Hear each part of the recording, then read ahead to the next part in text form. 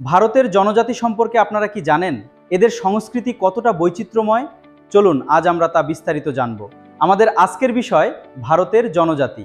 ভারতের এই বিশাল ভূখণ্ডে লুকিয়ে আছে হাজারো জনজাতির বৈচিত্র্যময় সংস্কৃতি।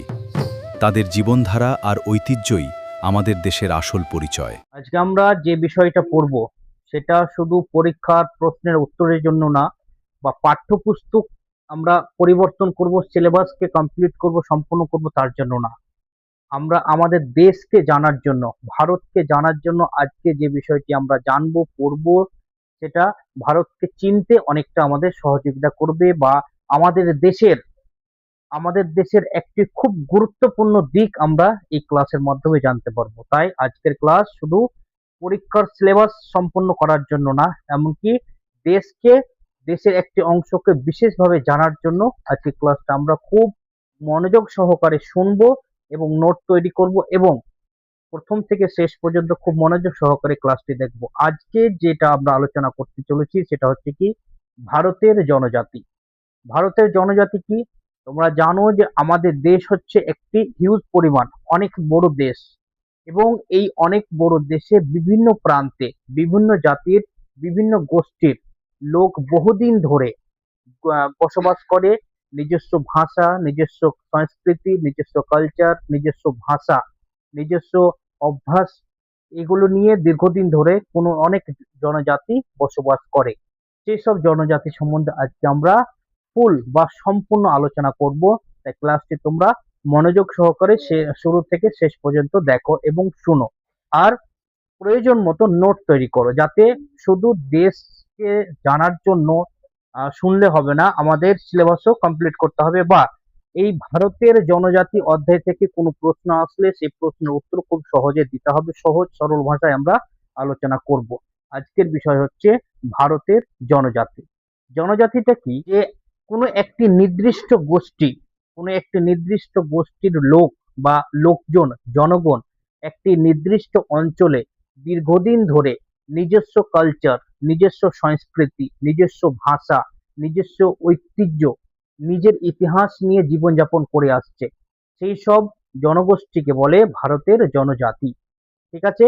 তাহলে আমরা বইয়ের সংজ্ঞা ভাষায় জেনে নিই প্রথমে। কি, আরেকটা বলে রাখি যে সেসব জনজাতি যে নিজস্ব কালচার, নিজস্ব ঐতিহ্য, নিজের ভাষা, নিজের উৎসব, নিজের সবকিছু নিয়ে থাকে, তাহলে কি তারা দেশের নাগরিক না? তারা দেশের নাগরিক, অবশ্যই তারা দেশের নাগরিক। তাহলে কি তারা দেশের আইন মানে না? মানে। তারাও দেশের আইনের এখতিয়ারের মধ্যে থাকে। তবে সেই আইন, আমাদের দেশেরই আইন আমাদের প্রত্যেককে এটা স্বাধীনতা দিয়েছে যে আমরা নিজস্ব নিজস্ব সংস্কৃতিকে উদযাপন করতে পারি, নিজের সংস্কৃতিকে ধরে রাখতে পারি, এবং নিজের পরিচয় বহন নিজে করতে পারি। নিজের কালচারের দ্বারা, নিজের সংস্কৃতির দ্বারা, নিজের ভাষার দ্বারা আমরা প্রত্যেকে নিজের নিজের পরিচয় বহন করতে পারি। এসব আমাদের দেশের আইন আমাদের অনুমতি দিচ্ছে। তাহলে যেসব জনজাতি রয়েছে বা যতগুলি জনগোষ্ঠী রয়েছে, বা ভারতের যতগুলি জনজাতি রয়েছে, সমস্ত জনজাতির লোকজন কিন্তু ভারতের নাগরিক, এবং ভারতের আইনের এখতিয়ারে থাকে, এবং ভারতের আইনের আদেশে বা ভারতের আইনের অনুমতিতে তারা নিজের নিজস্ব ঐতিহ্য ধরে রাখে, নিজের ইতিহাসকে বজায় রাখে, নিজের সংস্কৃতি, নিজের কালচার, নিজের ভাষা, নিজের উৎসব, আনন্দ, ফুর্তি সবকিছু নিজস্ব বহন করে নিয়ে যেতে অনুমতি পায়। তাই তারা বহন করে এবং পালন করে। তাহলে প্রথমে আমরা এক নম্বরে জানছি কি, যে জনজাতিটা কি, ভারতের জনজাতি কাকে বলে, প্রথম প্রশ্ন। তাহলে আমরা যেটা বললাম যে কোনো এক গোষ্ঠী একটি নির্দিষ্ট এলাকায় বা একটি নির্দিষ্ট অঞ্চলে দীর্ঘদিন ধরে জীবনযাপন করে আসছে নিজের নিজের শিষ্টাচার, নিজের কালচার, নিজের উৎসব নিয়ে, নিজের ভাষা, তাদেরকে বলে জনগোষ্ঠী। তাহলে বইয়ের সংজ্ঞা ভাষা কি বলছে? যে যেসব জনগোষ্ঠী নিজস্ব সামাজিক রীতিনীতি, সংস্কৃতি, ভাষা, ঐতিহ্য ও জীবনযাত্রা রয়েছে, এবং যারা দীর্ঘদিন ধরে নির্দিষ্ট কোনো অঞ্চলে বসবাস করে আসছে, তাদের সাধারণভাবে জনজাতি বা আদিবাসী জনগোষ্ঠী বলা হয়। কি বললাম? যেটা আমরা প্রথমে বললাম সেটা সংজ্ঞার মধ্যে বলছে কি, যে তাদের, যেসব জনগোষ্ঠী নিজস্ব সামাজিক রীতিনীতি, মানে নিজের সমাজকে পরিচালন করার জন্য নিজস্ব সমাজের রীতিনীতি, তাহলে কি তারা দেশের আইন মানে না? অবশ্যই মানে। দেশের আইন অনুমতি দিচ্ছে, তাই নিজের সমাজের রীতিনীতিকে তারা বাস্তবায়ন করছে। ঠিক আছে? তাহলে তারা দেশের নাগরিক, তারা দেশের আইনও মানে এবং দেশের আইনের এখতিয়ারে থেকে তারা নিজস্ব জীবনযাপন করে। তো কি বলছে জনগোষ্ঠী কাদের? যাদের নিজস্ব সামাজিক রীতিনীতি রয়েছে, সামাজিক রীতিনীতি, নিজস্ব সংস্কৃতি, নিজস্ব ভাষা, ঐতিহ্য ও জীবনযাত্রা সিস্টেম বা জীবনযাত্রার সুবিধে অসুবিধা রয়েছে এবং যারা দীর্ঘদিন ধরে একটি নির্দিষ্ট কোনো অঞ্চলে বসবাস করে আসছে তাদের সাধারণভাবে কি বলে? ভারতের জনজাতি বা আদিবাসী গোষ্ঠী বলা হয়। ঠিক আছে? নির্দিষ্ট একটি এলাকায়, নির্দিষ্ট একটি অঞ্চলে দীর্ঘদিন ধরে জীবনযাপন করে আসছে, তাদের নিজস্ব কি থাকছে? সমাজের রীতিনীতি থাকছে, নিজস্ব ভাষা থাকছে, নিজস্ব সংস্কৃতি থাকছে, নিজস্ব পরিচয় বহন করার অনেকগুলি মাধ্যম থাকছে, তারা মেনে আসছে এবং দীর্ঘদিন ধরে একটি অঞ্চলে বসবাস করে আসছে। তাদেরকে কি বলে? জনজাতি বা আদিবাসী জনগোষ্ঠী। উদাহরণস্বরূপ যেমন ঝাড়খণ্ডে, ঝাড়খণ্ডে যে এক জনগোষ্ঠী রয়েছে যাদেরকে কি বলা হয়? সাঁওতাল বলা হয়। এবং আমরা ইতিহাস পড়তে গিয়ে পড়েছিলাম কি, যে প্রথম যে আমাদের দেশে স্বাধীনতা সংগ্রাম বা স্বাধীনতার জন্য যে আক্রমণ বা বিদ্রোহ হয়েছিল সেটাকে কি বলেছিলাম? সিপাহী বিদ্রোহ।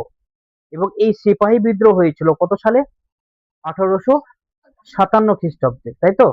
এবং এই 1857 খ্রিস্টাব্দে 2 বছর আগে, অর্থাৎ 1855 সালে কিন্তু সাঁওতালরা প্রথম বিদ্রোহের আন্দোলন শুরু করেছিল, যার নাম বলা হয়েছিল কি? সাঁওতালি হুল। সাঁওতালি হুল। তাহলে আমাদের দেশের জনগোষ্ঠী, জনজাতি আমরা বলছি তাদের, কিন্তু তারাই প্রথম কিন্তু বিপ্লবের জন্য প্রচেষ্টা করে গেছিল, যেটাকে নাম দেওয়া হয়েছিল সাঁওতালি হুল।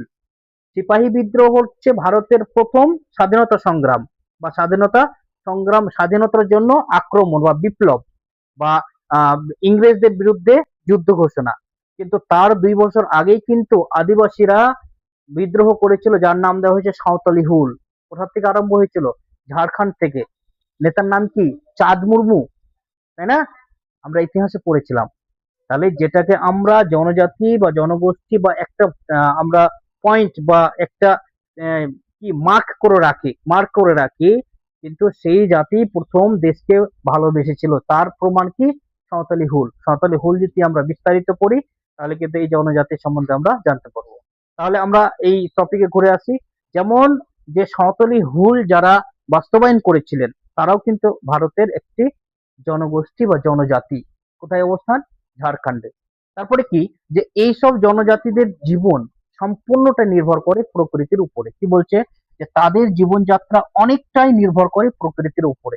প্রকৃতির উপরে এটা কি? যেমন বন্য সম্পদ সংগ্রহ করা, বন্য সম্পদ সংগ্রহ করা, অরণ্য থেকে যাবতীয় প্রয়োজনীয় জিনিস সংগ্রহ করা, ভেষজ উদ্ভিদের সাহায্যে রোগ মুক্ত হওয়া এবং মাছ ধরা, জলজ প্রাণীকে আহ ভক্ষণ করা বা প্রকৃতি থেকে যেসব সম্পদ পাওয়া যায় বা জীবন অতিবাহিত করার জন্য, জীবনেরকে অতিবাহিত করার জন্য বা নির্ভর করার জন্য যেসব জিনিসের প্রয়োজন, সবকিছু যেগুলোই প্রকৃতি থেকে পাওয়া যায় তাদের উপরে তারা নির্ভর থাকে বা নির্ভর ছিল। কিন্তু বর্তমানে টেকনোলজি অ্যাডভান্স হওয়ার কারণে আস্তে আস্তে সেই সব লোকও কিন্তু আস্তে আস্তে সমাজের সাথে মিশতে শুরু হয়েছে। তাদের নিজস্ব তো কালচার, নিজস্ব রীতিনীতি রয়েছে, কিন্তু স্বাভাবিক সমাজের মধ্যে তারা মিশতে শুরু করেছে এবং সমাজ বন্ধনের মধ্যে আসতে শুরু করেছে। তারপরে 2 নম্বর পয়েন্ট বলছে কি, যে ভারতের জনজাতির অবস্থান। ভারতের জনজাতির অবস্থান বলতে সাধারণত এই জনজাতিদের অবস্থান কিন্তু পাহাড়ে। সাধারণত জনজাতির বসবাস প্রধানত দেশের কয়েকটি অঞ্চলে, যেমন উত্তর পূর্ব ভারতে, মধ্য ভারতে, পূর্ব ভারতে, পশ্চিম ভারতের কিছু অংশে, আবার দক্ষিণ ভারতের পার্বত্য অঞ্চলে। তাহলে আমাদের দেশের জনজাতি বা জনগোষ্ঠীরা দেশের সর্বাঙ্গে বা সর্বত্র কি রয়েছে? ছড়িয়ে ছিটিয়ে রয়েছে বা বিভিন্ন জায়গাতে। আরে আমাদের দেশ তো অনেক বড় দেশ, আমাদের দেশ অনেক বড় দেশ, লার্জ কান্ট্রি। তাহলে আমাদের দেশের বিভিন্ন প্রান্তে বিভিন্ন জাতির, বিভিন্ন সম্প্রদায়ের, বিভিন্ন জনজাতির লোক থাকবে না, তাহলে কোথায় থাকবে? কোনো একটা নির্দিষ্ট জায়গাতে না। আরে অনেক বড় দেশ, হ্যাঁ। তাই এই সব অঞ্চলগুলিতে কোন অঞ্চল, উত্তর পূর্ব ভারত, মধ্য ভারত, পশ্চিম ভারত, পশ্চিম ভারতের কিছু অংশে, দক্ষিণ ভারতের পার্বত্য অঞ্চলে, অর্থাৎ আমাদের দেশের পূর্ব, পশ্চিম, উত্তর, দক্ষিণ সর্বত্র কি রয়েছে, এই জনজাতি ছড়িয়ে ছিটিয়ে রয়েছে এবং দেশকে উন্নত করে আসছে, দেশকে ভালোবেসে আসছে, দেশের প্রয়োজন মেটাতে সহযোগিতা করছে। তারপরে কি বলছে যে মধ্য ভারতের অরণ্য ও মালভূমি অঞ্চল এবং উত্তর পূর্ব ভারতের পাহাড়ি অঞ্চল জনজাতির বসতির জন্য সব থেকে গুরুত্বপূর্ণ। অর্থাৎ পাহাড়ি বা পার্বত্য অঞ্চলে, পার্বত্য মালভূমি অঞ্চলে এইসব জনজাতি বিশেষ করে বসবাস করে এবং বসবাসের জন্য বিশেষ গুরুত্বপূর্ণ। কি বলছে 3 নম্বর পয়েন্টে, ভারতের কয়েকটি গুরুত্বপূর্ণ জনজাতি, মানে অনেকগুলি জনজাতির মধ্যে কয়েকটি গুরুত্বপূর্ণ, অন্যতম যে কয়টা আমরা এখানে পড়বো, সাঁওতাল, ওরাও, মুন্ডা, তারপর কি, তারপর টোডা, ভিল, নাগা, এগুলো হচ্ছে উল্লেখযোগ্য ভারতের জনজাতির মধ্যে উল্লেখযোগ্য। প্রথমে কি, সাঁওতাল। প্রথমে কি, সাঁওতাল। এই যে এটা বললাম যে সাঁওতালি হুল, এই জনজাতি কিন্তু এই সাঁওতালি হুলটা কি করেছিল, আরম্ভ করেছিল। ঠিক আছে, তার তার 2 বছর পরে মঙ্গল পান্ডে, পাওয়ার সিং, হ্যাঁ, লক্ষ্মীবাই, এরা তারপরে সিপাহী বিদ্রোহ প্রবর্তন করেছিল, কিন্তু তাদের আগে সাঁওতালরাই সাঁওতালি হুল নামে ইংরেজদের বিরুদ্ধে কি বিপ্লব শুরু করেছিল, বিরুদ্ধে যুদ্ধ ঘোষণা করেছিল। কি বলছে সাঁওতালদের ব্যাপারে, এই যে ভারতের অন্যতম বৃহৎ জনজাতি হলো সাঁওতাল, ভারতের সব থেকে অন্যতম এবং সব থেকে বড় জনজাতি, জনজাতির মধ্যে সব থেকে বড় জনজাতি হচ্ছে সাঁওতাল জনজাতি। তো এই সাঁওতাল জনজাতিদের কি রয়েছে, নিজস্ব এদের রীতিনীতি রয়েছে, এদের সমাজের রীতিনীতির সাথে অন্য কোনো সমাজের রীতিনীতি মিশবে না। তাহলে কি তারা আইনের এখতিয়ারে থাকে না, থাকে, তারা আইনের এখতিয়ারে থাকে, আইনকে ফলো করে। ঠিক আছে, এবং তাদের নিজস্ব একটি ঐতিহ্য রয়েছে, নিজস্ব একটি ঐতিহ্য রয়েছে, তাদের নিজস্ব সৃষ্টি, কালচার রয়েছে, নিজস্ব সংস্কৃতি রয়েছে, সমাজের রীতিনীতি রয়েছে। এবং এই সাঁওতাল জনজাতি হচ্ছে ভারতের সব থেকে বড় জনজাতি বা জনগোষ্ঠী। কি বলছে, এই যে কোথায় থাকে এদের প্রধানত বসবাস স্থান হচ্ছে কি, ঝাড়খণ্ড, পশ্চিমবঙ্গ, উড়িষ্যা এবং বিহারে। ঠিক আছে, ঠিক, তাহলে এইসব অঞ্চলে তাদের উল্লেখযোগ্য বাসস্থান।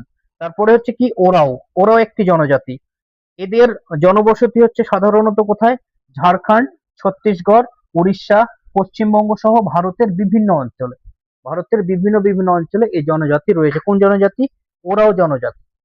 এই জনজাতি ওরাওদেরও কিন্তু নিজস্ব নিজস্ব কি রয়েছে, রীতিনীতি রয়েছে, সমাজের রীতি অন্য সমাজ থেকে আলাদা রয়েছে, তাদের নিজস্ব কালচার, নিজস্ব সংস্কৃতি রয়েছে। তারপরে কি, তারপর হচ্ছে মুন্ডা। আমরা অনেক সময় পড়েছি বা আগামীতে আরো পড়বো, বিরসা মুন্ডা সম্বন্ধে পড়েছি। কে ছিলেন বিরসা মুন্ডা? বিরসা মুন্ডাও ছিলেন, আমাদের দেশে বিরসা মুন্ডাকে ভগবান বলা হয়, এবং বিরসা মুন্ডাও ছিলেন একজন কিন্তু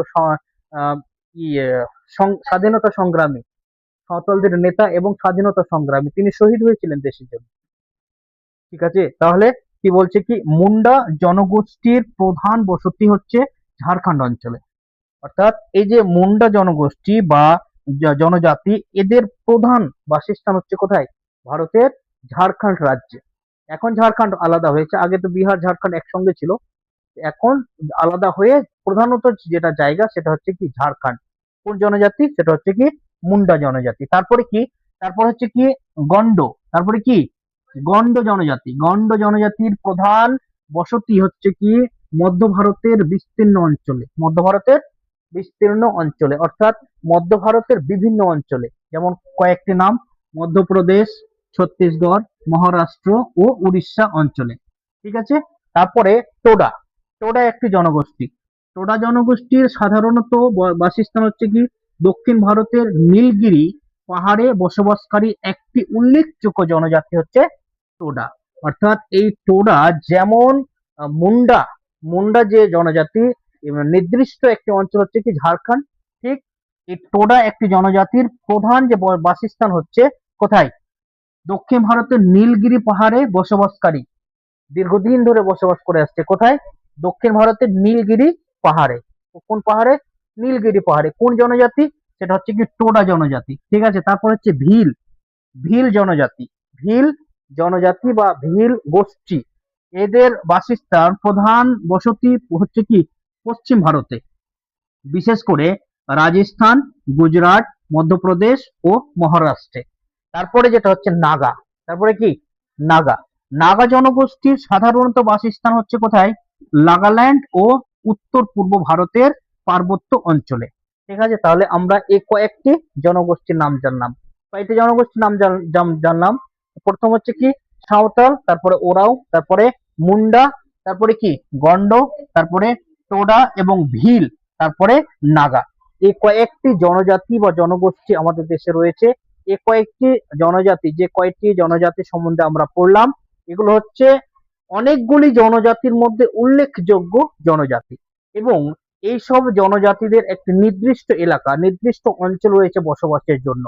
তো জনজাতি নির্দিষ্ট একটি অঞ্চলে, তাই বলে কি কোনো ভারতের এক সাইডে রয়েছে না, ভারতের সর্বত্রে, পূর্ব পশ্চিম উত্তর দক্ষিণ সর্বত্রে বা ভারতের সব জায়গাতে এই জনগোষ্ঠীদের বসবাস স্থান রয়েছে, এবং এই জনগোষ্ঠীরা নিজস্ব কালচার, নিজস্ব সংস্কৃতি, নিজস্ব রীতিনীতি নিয়ে থাকে ঠিকই, কিন্তু দেশের অর্থনীতিতে সহযোগিতা করে, দেশের জিডিপিতে সহযোগিতা করে, দেশের সরকার গঠনে সহযোগিতা করে, দেশে ভোট দেয় এবং দেশের উন্নতির কথা চিন্তা করে। এবার হচ্ছে কি এই জনগোষ্ঠী বা জনজাতিদের জীবিকা কি? প্রশ্ন হতে পারে যে জনজাতিদের প্রধান জীবিকা, যেমনটা আমরা আগে বললাম যে এই জনজাতিদের বা জনগোষ্ঠীদের প্রধান জীবিকা নির্ভর হচ্ছে কি প্রকৃতির উপরে, প্রকৃতির উপরে নির্ভর। প্রকৃতি থেকে সম্পদ, প্রকৃতির সম্পদ সংগ্রহ করা, জলাভূমি থেকে জলাভূমি থেকে, জলাশয় থেকে জলজ প্রাণীকে ধরা, বাজারজাত করা, মাছ চাষ করা, পশুপালন করা, কৃষি কাজ করা, এগুলো হচ্ছে এইসব জনজাতির প্রধান কাজ। কিন্তু বর্তমানে সায়েন্স এন্ড টেকনোলজি বা সমাজ উন্নতি হয়ে অনেকে পড়াশোনা, এই জনগোষ্ঠী থেকে অনেকে পড়াশোনা, অনেকে বড় বড় পোস্ট, আমাদের দেশের অনেক শিখরে যেসব চাকরি, যেসব জীবিকাগুলো রয়েছে, সেগুলো কিন্তু এই জনজাতির মধ্য থেকে প্রায় অনেক আসছে। তাহলে আস্তে আস্তে সমাজ কি, সমাজ বন্ধনের মধ্যে এই জনগোষ্ঠীও মিশ্রিত হচ্ছে। তাহলে সাধারণত এদের জীবিকা নির্ভর হচ্ছে প্রকৃতির উপর নির্ভর, কৃষিকাজ, পশুপালন। কিন্তু বর্তমানে পড়াশোনা বা সভ্য সমাজের দিকে, তাই বলে কি তাদের সমাজ, তাদের রীতিনীতি অসভ্য না? তাদের জন্য যেটা আমাদের দেশের সমাজ ব্যবস্থা, এই সমাজ ব্যবস্থা থেকে তারা আলাদা ছিল। কিন্তু বর্তমানে আস্তে আস্তে লেখাপড়া, পড়াশোনা এবং ভারতের বিভিন্ন বড় বড় পোস্ট বা বড় যেগুলো চাকরি, সেগুলোর মধ্যে এই জনগোষ্ঠীর লোকজন এসে অ্যাপ্লিমেন্ট হচ্ছে বা যুক্ত হচ্ছে। তাই আস্তে আস্তে বলা যেতে পারে যে এই জনগোষ্ঠীগুলি, ভারতের বিভিন্ন জনগোষ্ঠীগুলি আস্তে আস্তে সমাজ বন্ধনে জড়িত হচ্ছে। তাহলে এই ছিল আজকে আমাদের ভারতের জনজাতি সম্বন্ধে সম্পূর্ণ আলোচনা। তোমরা ধীর গতিতে খুব শান্ত মস্তিষ্ক নিয়ে, খুব শান্ত শিষ্ট হয়ে তোমরা কি করো, ক্লাস শুনো, দেখো এবং নোট তৈরি করো, যাতে করে পরীক্ষাতে তো পাস হবে। পরীক্ষার পাসের জন্য, পরীক্ষা প্রশ্ন উত্তরের জন্য তোমরা পড়বে, নোট তৈরি করবে এবং আমাদের দেশকে জানতে, দেশের একটি বিশেষ অংশকে জানতে অনেক সহযোগিতা পাবে। তাহলে আজকের ক্লাস এখানে শেষ।